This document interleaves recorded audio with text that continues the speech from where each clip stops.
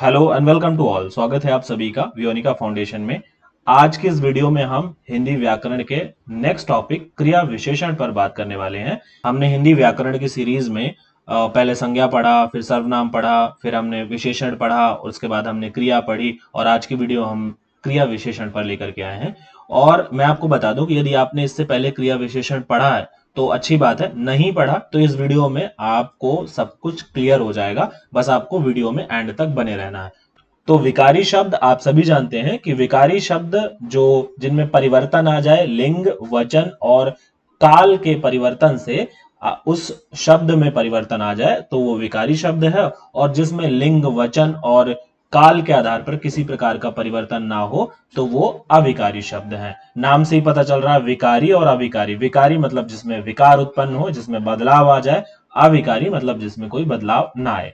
हमने संज्ञा पढ़ लिया था, सर्वनाम पढ़ लिया था, विशेषण पढ़ लिया था, क्रिया पढ़ लिया था और आज की वीडियो में पढ़ेंगे क्रिया विशेषण। और एक सेपरेट वीडियो हम लाएंगे जिसमें हम संबंध बोधक, समुच्चय बोधक और विस्मयादि बोधक पढ़ेंगे। ठीक है, तो ये 8 पढ़ लेंगे। इसके बाद फिर हम आगे जैसे कि संधि विच्छेद है, पर्यायवाची है, विलोम शब्द है, उन पर भी बात करेंगे। लेकिन आज का टॉपिक है क्रिया विशेषण पर, तो आप सभी बने रहिए एंड तक। ठीक है, यदि आप इस वीडियो की या ये जो आप स्क्रीन पर देख रहे हैं इस कंटेंट का पीडीएफ चाहते हैं तो आप हमारे टेलीग्राम चैनल से जुड़ सकते हैं। हमारा टेलीग्राम चैनल है, या तो आप वियोनिका फाउंडेशन सर्च करके उसे ज्वाइन कर सकते हैं या फिर डिस्क्रिप्शन में आपको लिंक मिल जाएगा तो वहां से ज्वाइन कर सकते हैं। ठीक है, तो बात करते हैं क्रिया विशेषण। क्रिया विशेषण क्या होते हैं? विशेषण शब्द यानी कि जो तारीफ करते हैं, जो किसी की शोभा बढ़ाते हैं या किसी के बारे में एक्स्ट्रा जानकारी देते हैं, तो वो विशेषण शब्द होते हैं। आपने विशेषण में पढ़ा हुआ है। क्रिया विशेषण है जो क्रिया की बताएं। विशेषण क्या बताते थे? संज्ञा और सर्वनाम की। और क्रिया विशेषण बताएंगे विशेषता किसकी? क्रिया की। तो वह शब्द जो हमें क्रिया की विशेषता के बारे में बताते हैं वे क्या कहलाते हैं? क्रिया विशेषण कहलाते हैं। और क्रिया विशेषण के कुछ उदाहरण यहां पर देख रहे हैं, जैसे हिरण तेज भागता है। तो आप देखेंगे हिरण कैसे भागता है? तेज भागता है। फिर अगला उदाहरण देख रहे हैं आप यहां पर कि मुकुल ने कल एक गाड़ी खरीदी। तो कब खरीदी उसने? कल खरीदी। अब आप कहेंगे कि इसमें सर क्रिया की विशेषता कैसे बता रहा है ये कल? अभी सिर्फ आप इसे देखते जाइए कि कल किस प्रकार से यहां पर क्रिया विशेषण हो गया, ये मैं आपको अभी क्लियर कर दूंगा। ठीक है, अभी सिर्फ आपको देखना है। कल वह कुछ नाराज था, तो कल नाराज था। ठीक है, नाराज यहां पर क्या है? क्रिया है। तो कल वह कुछ नाराज था, तो यहां पर आपको क्या हो जाएगा? कल जो है क्रिया विशेषण हो जाएगा। आज मेरे पास बिल्कुल समय नहीं है। ठीक है, यहां पे आधा ला होगा, टाइपिंग मिस्टेक है, देख लीजिएगा। आज मेरे पास बिल्कुल समय नहीं है, तो आज, तो ये क्या हो गया? समय नहीं है। कब? आज नहीं है, तो ये क्रिया विशेषण हो गया।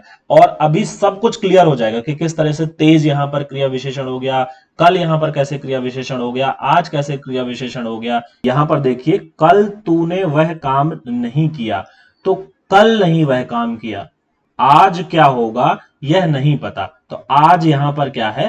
क्रिया विशेषण है। मैं रोज शिव चालीसा का पाठ करता हूं, तो रोज यहां पर क्या है? क्रिया विशेषण है। और ये किस तरीके से है मैं बार बार कह रहा हूं, बिल्कुल भी अभी कंफ्यूज नहीं होना, अभी आगे मैं सब कुछ क्लियर कर दूंगा। तो इतनी सी बात आप सभी को समझ में आ गई कि जो शब्द क्रिया की विशेषता बताते हैं वो क्रिया विशेषण कहलाते हैं। बस आपको इतना दिमाग में अभी रखना है। ठीक है, यहां पर विशेषण और क्रिया विशेषण में मैं आपको अंतर समझाना चाहता हूं, क्योंकि कई बार आपको यह देखने को मिलेगा कि वही शब्द जो विशेषण है वो क्रिया विशेषण बन जा रहा है। तो यहां पर आपको कंफ्यूजन हो सकती है, इसलिए मैंने यहां पर ये दोनों को रखा है सामने।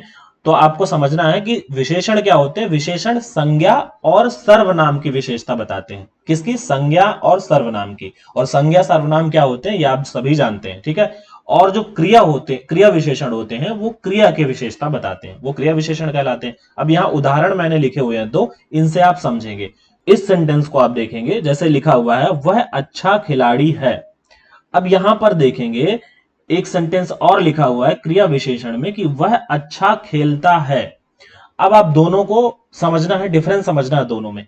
वह अच्छा खिलाड़ी है। अब यहां पर देखिए, खिलाड़ी कोई क्रिया नहीं है। खिलाड़ी है मतलब वो उसके बारे में बता रहे हैं कि वह खिलाड़ी है, और यहां पर खेलना क्रिया है। दोनों में डिफरेंस समझिए कि वह अच्छा खिलाड़ी है। अच्छा खिलाड़ी कौन है? वह है। अब मैं बोल दूं कि वह अच्छा खिलाड़ी, इससे कोई जो है अर्थ नहीं निकलता है। वह अच्छा खिलाड़ी है तो है जो है यहाँ पर क्रिया है, और अच्छा खिलाड़ी क्या है, उसकी जो भी इंसान की बात हो रही है उसकी विशेषता बता रहा है, यानी कि सर्वनाम जो यहाँ पर वह है वह की विशेषता बता रहा है। तो ये अच्छा खिलाड़ी यहाँ पर क्या है, विशेषण है। और यहां पर आप सिमिलरली देखिए कि वह अच्छा खेलता है, तो वह खेलता है, यहां पर किसी क्रिया की बात हो रही है, तो यहां पर खेलने की बात हो रही है कि वह अच्छा खेलता है। तो यहां पर जो अच्छा शब्द है वो खेलता की विशेषता बता रहा है कि वह कैसा खेलता है, अच्छा खेलता है। ठीक है, तो यहां पर क्या हो गया, अच्छा यहां पर क्रिया विशेषण हो गया। उम्मीद है इससे समझ में आया होगा। एक सेंटेंस और आपको बताता हूं, जैसे यहां पर लिखा हुआ है कि वह अच्छा गायक है, तो वह गायक है, मतलब अगर यहां पर अच्छा नहीं होता, यहां पर सिर्फ ये लिखा होता कि वह गायक है, तो क्या है, उसके बारे में बताया जा रहा है। और सिमिलरली यहां पर थोड़ा सा और उसके बारे में एक्स्ट्रा जानकारी दी जा रही है कि वह अच्छा गायक है। तो यहां पर अच्छा क्या है, सर्वनाम की विशेषता बता रहा है, उस इंसान की विशेषता बता रहा है कि वह अच्छा गायक है, इसलिए यहां पर सर्वनाम जो है, सर्वनाम की विशेषता जो बता रहा है अच्छा, यहां पर अच्छा यहां पर क्या है, विशेषण है।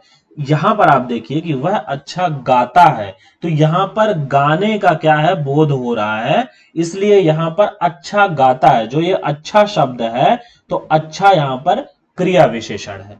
उम्मीद है आपको समझ में आ गया होगा। तो ऐसे बहुत सारे शब्द होंगे जिन पर आपको लगेगा कि ये तो सर्वनाम है, या ये तो संज्ञा है, या ये तो विशेषण है, आपको कंफ्यूजन होगी। लेकिन आपको क्या ध्यान देना है, आपको यह ध्यान देना है कि यह यहां पर किस चीज का काम कर रहा है।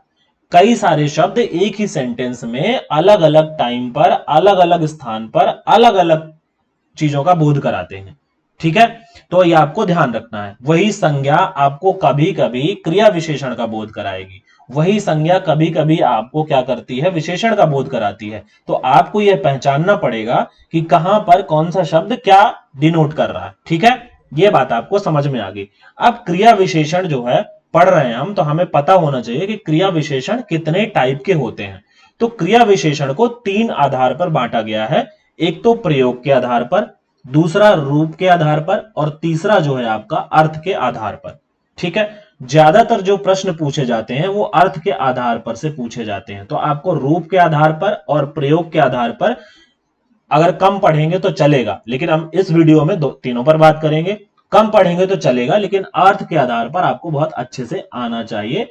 विभिन्न विभिन्न परीक्षाओं में अर्थ के आधार पर ही ज्यादातर प्रश्न पूछे गए हैं। ठीक है, तो उम्मीद है कि आपको ये चीजें समझ में आ गई होंगी कि प्रयोग के आधार पर, रूप के आधार पर और अर्थ के आधार पर तीन टाइप से क्रिया विशेषण को बांट दिया गया है।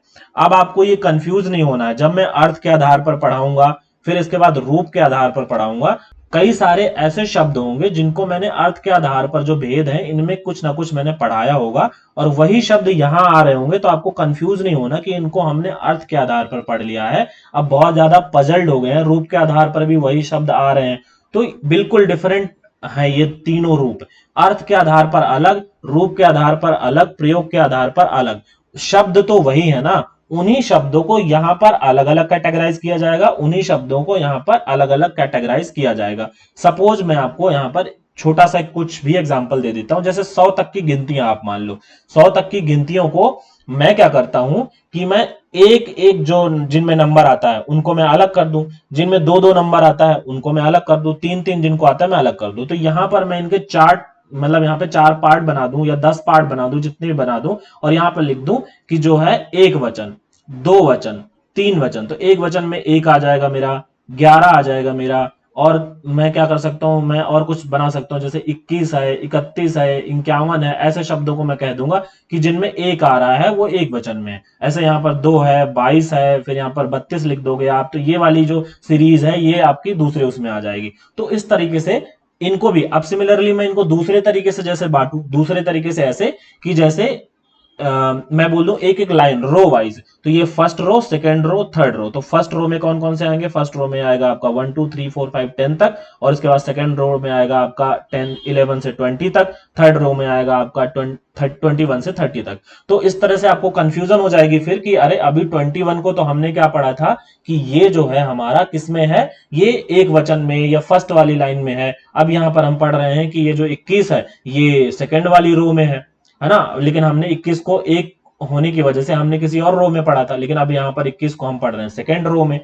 तो इस तरह से कंफ्यूज नहीं होना है। उसको हमने दूसरे आधार पर बांटा था, इसलिए उसको हम दूसरे तरीके से पढ़ रहे थे। इसको फिर ध्यान ही नहीं देना अपने को सिर्फ यही ध्यान देना, अर्थ के आधार पर ही ध्यान देना। फिर हमको ये दोनों को ध्यान नहीं देना है। जब हम इसको पढ़ रहे होंगे तो फिर हम इन दोनों को ध्यान नहीं देंगे, इनको भूल जाएंगे कि ऐसा कुछ भी होता है 2 मिनट के लिए। फिर जब हम इसको पढ़ रहे होंगे तो इसको भूल जाएंगे 2 मिनट के लिए कि ये क्या होता है। तो ठीक है, जो मैं समझाने की कोशिश कर रहा हूं, उम्मीद है आप समझ पा रहे होंगे इस चीज को। ठीक है, तो सबसे पहले हम बात करेंगे अर्थ के आधार पर जो है भेद, क्रिया विशेषण कितने टाइप के होते हैं। तो अर्थ के आधार पर क्रिया विशेषण 4 तरीके के होते हैं। कालवाचक क्रिया विशेषण, रीतिवाचक क्रिया विशेषण, स्थानवाचक क्रिया विशेषण और परिमाणवाचक क्रिया विशेषण। अब इनको याद करने में आपको बिल्कुल परेशानी नहीं होगी। आपने जिनने जिनने ये क्रिया विशेषण पढ़ा हुआ है तो ये ट्रिक जरूर सुनी होगी, और अगर नहीं सुनी है तो ये मैं आपको बता देता हूं। ट्रिक क्या होती है, सिर्फ समझाने के लिए, उसको आप सीरियस नहीं लीजिएगा। जैसे मान लीजिए किसी का एक्सीडेंट हो जाता है, मैं समझाने के लिए सिर्फ बोल रहा हूं, नोट करना। जैसे मान लो किसी का एक्सीडेंट हो जाता है, अब उस एक्सीडेंट में आपको सूचना मिली, तो आपको सडन क्या दिमाग में सवाल आता है? कब। तो क्या आया आपके दिमाग में सवाल? कब। फिर अगला सवाल जब वो आंसर देता है कि आज ही हुआ है या कल हुआ है, परसों हुआ है, जब भी वो आंसर दे देता है, आप बोलोगे कि कैसे। तो आपने पूछा कैसे, ठीक है, तो उन्होंने बोला कि कहीं से आ रहा था और रास्ते में हो गया। तो आप बोलोगे कहां पर। तो आप अगला सवाल क्या करोगे? कहां पर। तो आपने सवाल पूछा कहां पर, यानी कि किस जगह पर, एग्जैक्ट जगह आप पूछोगे। ठीक है, फिर आप जब बोलोगे अरे कोई जगह लोकेशन बताओगे, दिल्ली में, मुंबई में, कहीं पर भी आप लोकेशन बताओगे, जगह बताओगे, तो फिर आप उससे पूछोगे कि अब कैसा है या कितना लगा है। तो आप क्या बोलोगे? कितना। कितना लगा है, ज्यादा तो नहीं लगा, ठीक है, ऐसा टाइप कुछ पूछोगे। ठीक है, कितना ज्यादा एक्सीडेंट हुआ है, तो उसकी मात्रा के बारे में पूछोगे। ठीक है, तो अब इन चारों से आपको, इन चारों के जवाब जो है यहाँ पर, ये जो चारों हैं, इन चारों के जवाब आपको यहाँ पे मिल जाएंगे। तो अब आपको सिर्फ ये स्टोरी याद रखनी है कि जब भी आप किसी का पूछते हैं, किसी का एक्सीडेंट हो गया, अनफॉर्चुनेटली ऐसा हो ना किसी के साथ, पर किसी का हो गया, तो आप पूछोगे कि कब। तो वो बताएगा कि आज कल परसों। फिर वो बताएगा कैसे, तो आप जो भी वो बताएगा कि इस तरीके से बाइक से आ रहा था, कार से आ रहा था, इस तरीके से। इसके बाद आप पूछोगे कहां पर, तो आप जगह बता, वो जगह बताएगा। इसके बाद आप पूछोगे कितना लगा है, ठीक है, ये सारी चीजें पूछोगे तो वो बताएगा कि हाँ ऐसे ऐसे ये चीजें हुई है। तो आपको उम्मीद है समझ में आ रहा होगा। तो ये 4 चीजें आपको समझ में आ गई कि अर्थ के आधार पर जो भेद है उनको कैसे याद रखना है। ठीक है, अब सबसे पहले बात करेंगे कालवाचक क्रिया विशेषण की। ठीक है, कालवाचक क्रिया विशेषण कह रहे कैसे? जिन शब्दों से क्रिया के घटित होने का समय पता चले उसे कालवाचक क्रिया विशेषण कहते हैं। काल मतलब टाइम, ठीक है, टेंस मतलब टाइम, यानी कि भूतकाल में, भविष्य काल में, वर्तमान काल में। ठीक है, तो ये क्या है? टाइम। तो टाइम जहां पर पता चले कि किस समय घटना हुई है, किस समय वह क्रिया हुई है, तो वहां पर क्या हो जाएगा? कालवाचक क्रिया विशेषण हो जाएगा। अब यहां पर आप उदाहरण देखिए, आपको एकदम दिमाग में क्लियर हो जाएगा। पहला, श्याम कल मेरे घर आया था। अब यहां पर मैं आपको अगर कहूं कि अगर अलग अलग शब्दों को आइडेंटिफाई करना है कि क्या क्या है, तो आप ये भी सब कुछ पहचान सकते हैं कि यहां पर घर नाउन है, श्याम नाउन है, इस तरह से चीजों को आप देख सकते हैं। तो आपका काम है कि इनको अलग अलग आइडेंटिफाई करना, नहीं तो लंबा वीडियो हो जाएगा। मैं उसको इतना जो है लंबा नहीं खींचना चाहता, इसलिए मैं सीधा जो पढ़ाने आया हूं वो मैं आपको पढ़ाऊंगा। सबसे पहले आपको यहां पर पता चला कि श्याम कल मेरे घर आया था। आपको थोड़ा लग रहा है कि यहां पर टाइम का कुछ जिक्र हो रहा है, श्याम के आने का पता चल रहा है कि किस टाइम आया था वो बताया जा रहा है। तो आपने अपनी क्रिया से सवाल किया कि कब आया था। ये आया था क्रिया है, यहां पर आप देख रहे हैं कल आया था। तो उस आपने पूछा कब आया था, जवाब आया कि कल आया था। तो यहां पर क्रिया विशेषण क्या है? कल। कल क्या है? क्रिया विशेषण है। ठीक, नेक्स्ट, परसों बरसात होगी। अब आपने सवाल किया कि बरसात होने की बात हो रही है, होगी, तो आपने बोला कब होगी, ठीक है, तो जवाब आया परसों होगी। तो परसों यहां पर क्या है, क्रिया विशेषण है। अगला एक एग्जांपल देखिए, मैंने सुबह खाना खाया था।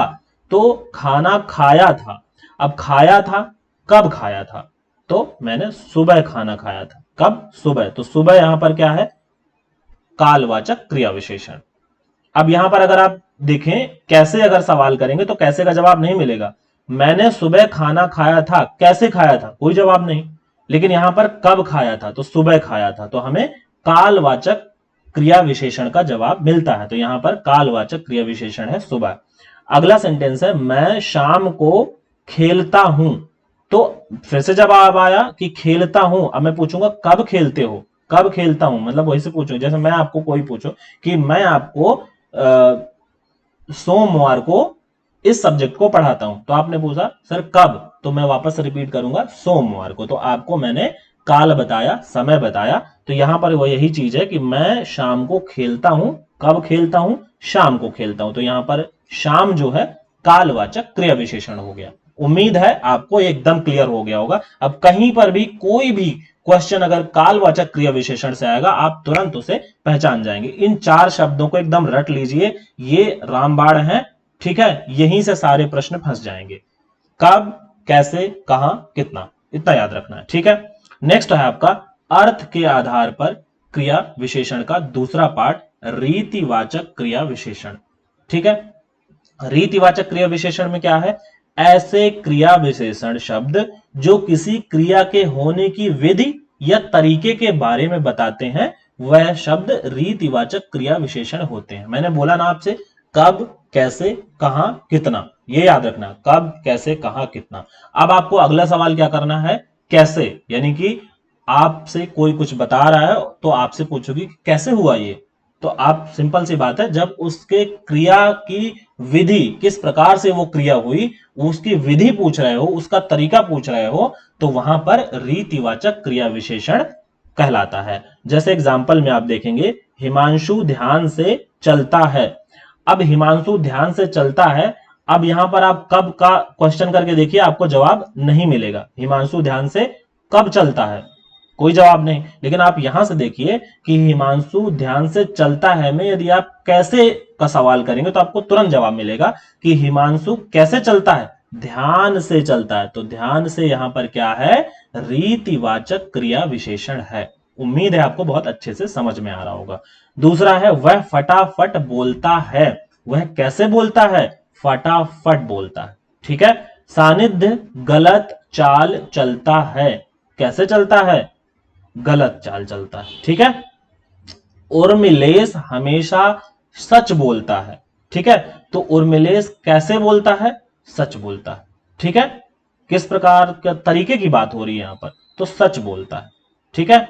तो यहां पर क्या है, क्रिया विशेषण का रीतिवाचक क्रिया विशेषण आपको समझ में आ गया होगा, ये मुझे उम्मीद है। और बहुत सारे एग्जाम्पल यहां पर लिखे हुए हैं। जयदीप अच्छी तरह काम करता है, पुनीत ध्यान पूर्वक पढ़ाई करता है। ये सारे क्या हैं, ये सब रीतिवाचक क्रिया विशेषण है। आप इन्हें जो है अपने अनुसार पढ़ लीजिएगा, ठीक है। आगे मूव करते हैं हम। आगे है स्थानवाचक क्रिया विशेषण। ये दो हमने पढ़ लिए, पहला, दूसरा, और अब हम तीसरे पे हैं, ठीक है। मैंने आपको 4 वर्ड बताए हैं, कब, कैसे, कहां और कितना। ये आपको बस याद रखना है, ठीक है। तो स्थानवाचक क्रिया विशेषण में क्या है, ऐसे अविकारी शब्द जो हमें क्रिया के होने के स्थान का बोध कराते हैं, वे शब्द स्थानवाचक क्रिया विशेषण कहलाते हैं। तो हमें अब क्या, जहां पर जगह का पता चले, जब हम पूछेंगे जगह का पता कैसे पता चलेगा, जगह का पता चलेगा कहां से। जब हम बोलेंगे कहां, तो बताएगा कि इस जगह पर, तो जगह का पता चलेगा, तो स्थानवाचक क्रिया विशेषण होगा। जैसे एग्जांपल देखिए, तुम अंदर जाकर बैठो, कहां बैठना है, अंदर जाकर, ठीक है। तो अंदर यहां पर क्या है, स्थानवाचक क्रिया विशेषण।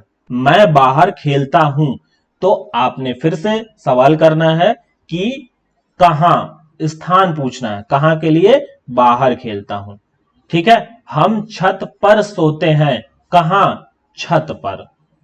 ठीक है, तो ये क्या है, स्थानवाचक क्रिया विशेषण। तो उम्मीद है बहुत अच्छे से समझ में आ रहा होगा। ये 3 और एग्जाम्पल हैं, इन्हें आप पढ़िए। श्यामता मुझसे दूर बैठी है, जयंत मैदान में खेल रहा है, तुम अपने दाहिने ओर गिर जाओगे। अब यहां पर देखो, श्यामता मुझसे दूर बैठी है, कहां, दूर बैठी है, ठीक है, या बहुत दूर बैठी है, दोनों साथ में पढ़ोगे। श्यामता मुझसे बहुत दूर बैठी है, बहुत दूर। अब यहां पर बहुत दूर देख रहे हैं कि स्थानवाचक क्रिया विशेषण की जगह पर आ रहा है, पर यही दूर शब्द जब और किसी टाइप के जो बटे हुए शब्द हैं, जो प्रयोग के आधार पर, रूप के आधार पर, उन पे आप जाएंगे, क्रिया क्रिया विशेषण को पढ़ेंगे, तो यही दूर शब्द जो है कुछ और नाम होगा। लेकिन जब अर्थ के आधार पर इसका भेद पूछ रहे हैं क्रिया विशेषण का, तो आपको यह स्थानवाचक क्रिया विशेषण में पढ़ना पड़ रहा है। लेकिन जब किसी और टाइप से पढ़ेंगे, किसी और आधार पर, रूप के आधार पर या प्रयोग के आधार पर, तो वहां पर हो सकता है ये दूर शब्द कुछ और हो, वहां पर स्थानवाचक क्रिया विशेषण नहीं होगा, आपके ऑप्शन में कुछ और लिखा हो सकता है। हालांकि पूछता नहीं है, लेकिन फिर भी अगर इन चारों में से आपको कोई ऑप्शन में नहीं दिया हुआ है और यहां पर आपका ऐसा कुछ आ गया, जैसे मान लीजिए यहां पर आ गया कि तुम अंदर जाकर बैठो, अब इसमें पूछ रहा है कि कौन सा क्रिया विशेषण है, तो अब आप बताओगे कि इसमें कौन सा क्रिया विशेषण है, लेकिन उसमें स्थानवाचक कहीं ऑप्शन में है ही नहीं, तो इसका मतलब वो क्या पूछ रहा है, वो किसी और आधार पर क्रिया का भेद